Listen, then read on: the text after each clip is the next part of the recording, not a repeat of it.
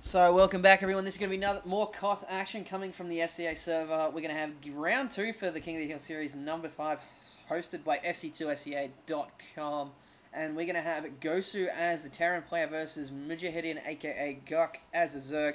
It's going to be Orbital Divide, and here we go, let's get into it. Loading up now. We are playing Icy Cup maps for these King of the Hill series, is mixing it up as a lot of people do not like the Blizzard maps. But anyway, Orbital Divide, a two-player map with a pretty long rust distance to begin with. So it's going to be interesting to see how we go. I've not seen Gosu play, personally, but hopefully he puts up a good fight here. Guc, a very macro-orientated Zerg, as we saw in the first match, on God's Garden. But here we go, once everyone loads. Alright, we're into it. We got Guc spawning as the orange Zerg down the bottom right-hand corner, and we're going to have Gosu as the blue Terran in the bottom left.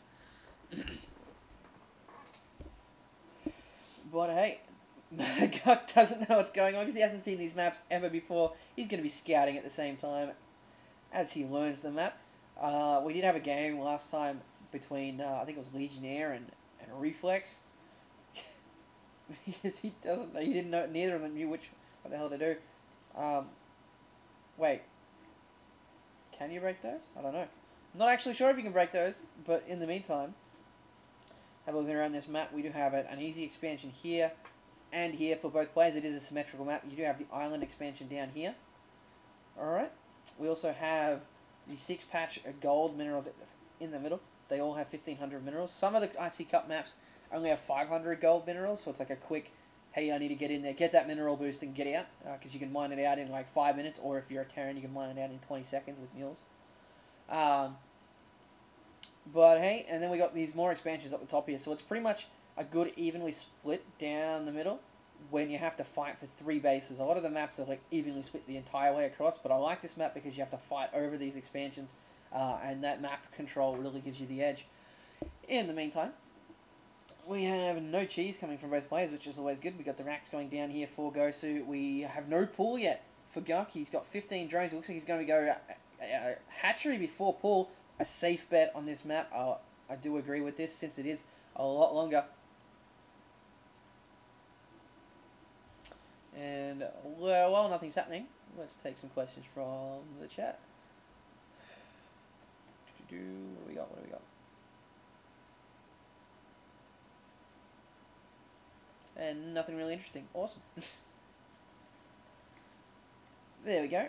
As we look, just mentioning the guys who are asking about how the pros split their workers, there is a thread on Team Liquid that gives you the exact numbers on each and every way that you do it, and I'm pretty sure there is no feasible difference. But anyway, we do have a double supply. I'm not really a fan of this wall off here, because it is susceptible to bangling busts. I'd much rather see like a factory go down here, or something along those lines, especially since it is a larger map.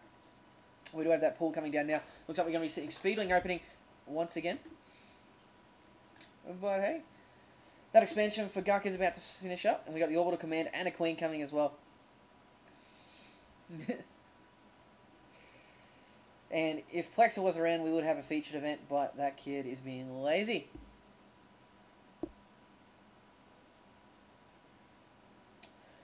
But here, we do have a factory going down here for Gosu now. See, like, because it's such a large map, I don't see why he couldn't have just put that here. Be safe from banging busts, a pretty solid wall. But in the meantime, we do have Guc coming up with 2 links. He's going to be going to scout. And I've just got confirmation those hangers are destructible here, so you will be able to have a little bit of a proxy or jumping up and down this cliff to do a harass here. But in the meantime, Guc getting some good map control with his overlords and links. He's going to keep Gosu in that one base. We still have that factory just finishing now, and we've got another barracks going down. I like the fact that there's 2 Zelnaga towers just here, because there's like a short distance around. Like here you can go, hang on, let's go. We can go this way. Or you got the whole one all the way up and down here. So there's really 2 paths to the main base.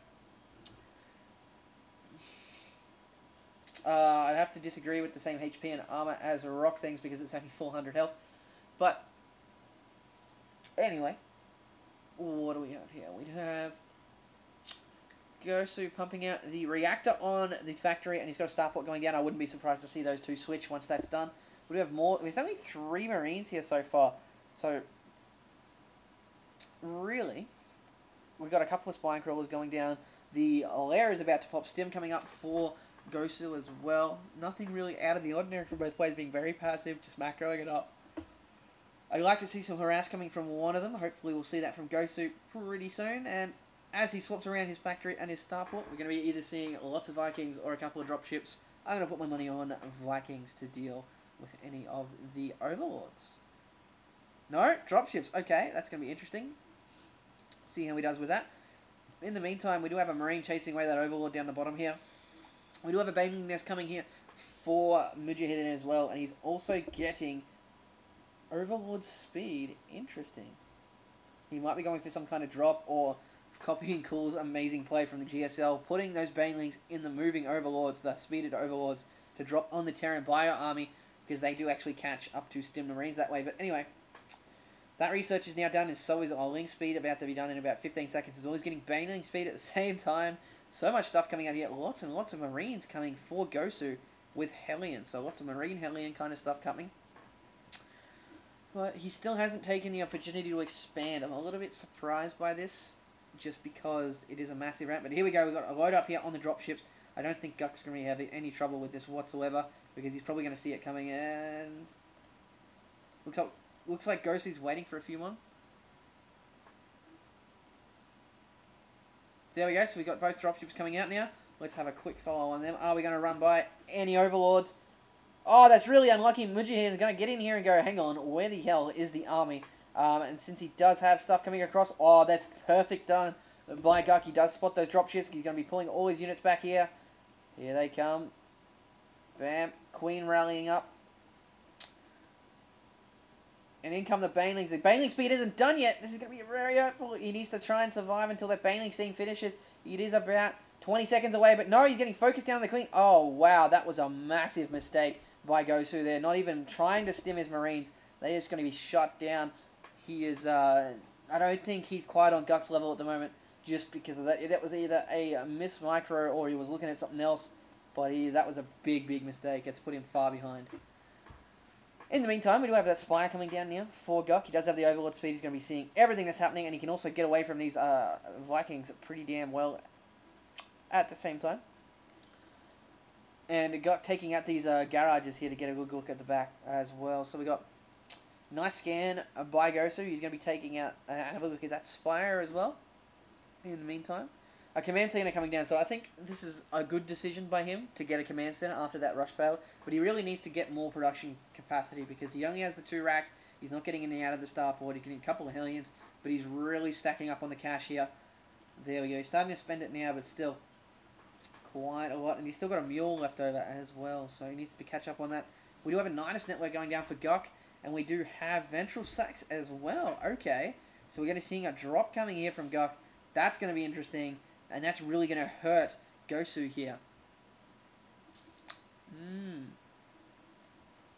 He still hasn't used that mule. He's at about 80 energy. Not sure what's going on. He does have that Viking looking around for overlords, and Guc taking a 3rd base as well. I would have thought he would have taken this one because it was much closer, and the creep pretty much hits it instantly, unless he's trying to just for a sneak expansion. Don't really think he needs to at the moment. We have a quick look here. We have 29 versus 51, so Guc almost doubling the worker count. He's got Mutas out now. He's got that Nidus one ready to go. It is going down at the natural here. Oh, no, he's going to stop the command center going down. That is going to hurt. Wow, I don't think he's noticed. He has noticed now. Nothing really coming out of this from Guc, though. I think he just wants to sit it there as a precaution. In the meantime, we do have 2 Vikings over here. I'm not sure if he's seen this or not. He has not seen the expansion up the top, but here come the Dragons to take out this Nidus Worm. I wouldn't be popping anything out if I was Guc. But in the meantime, what do we got? We got more Overlords spewing around. The Muta's taking out these Vikings pretty damn easily. That expansion still hasn't gone down for gosu. He is so far behind at the moment. Almost double the income Guc has there. He also has almost double the workers as well. He's got a 3rd base, whereas gosu's only just taken his 2nd. Let's have a look. But yeah, so far, nothing. I can't really fault anything Guc's done so far. I personally would have put the expansion